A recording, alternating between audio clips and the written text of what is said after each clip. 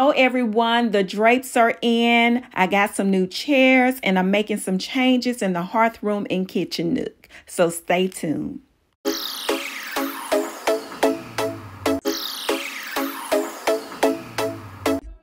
Here's a before picture of the kitchen nook and here is a during.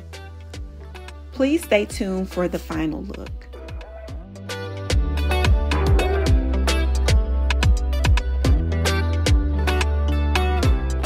The reason why I added the headers to the top of the window sills is because I want my windows to appear to be taller and I didn't want such a large gap between the window sill and my curtain. So this kind of eliminates a lot of that.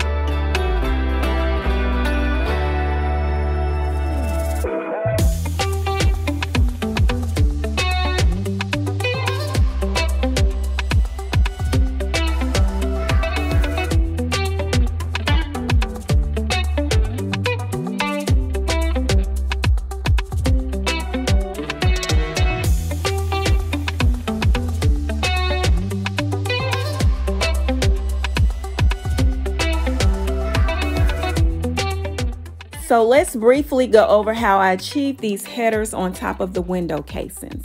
So this morning I went to Home Depot and I purchased the least inexpensive plywood, which was 5 millimeters, I believe, and it was $14 to $18 a board.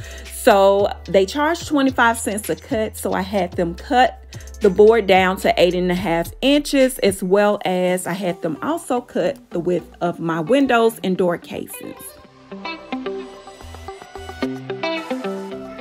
And here's the spackle. I used that to fill in the holes on the sheetrock from me hanging my curtain rods. And then this Loctite heavy duty glue, I used that to hang the paneling as well as the wood. This is the caulk. Of course, you'll need a caulking gun. You just use that to fill in the spaces and large gaps to make sure that your area is prepped prior to painting. This particular trim is an inside corner. I went ahead and cut it myself at home on a 45-degree angle. I cut it the width of the board. And the other board that will go on top is a 1x2.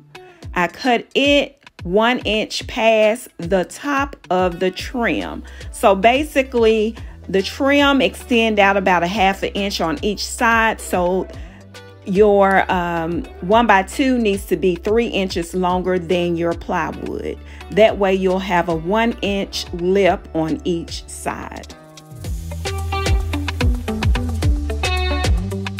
Don't forget, most plywoods have a smooth side and a knotty side. You do want your smooth side to be facing you when you hang it because nobody wants the knotty side to be shown, and it will require a lot of sanding or even patching just to get that finished smooth look. So be sure to remember to have your smooth side facing you. So basically this is how it looks on the wall.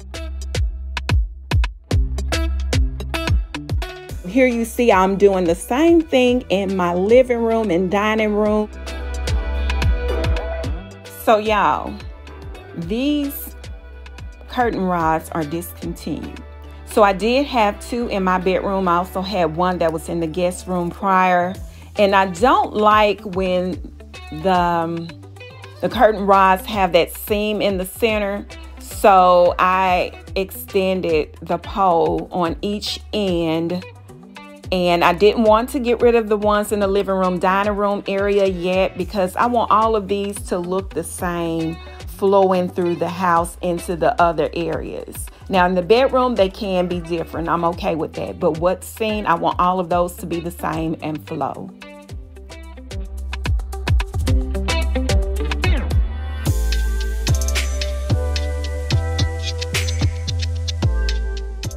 All right, everyone, we are coming to the end of this video. Remember, I am still updating this space. I do need a rug for my kitchen nook as well as a few more pieces.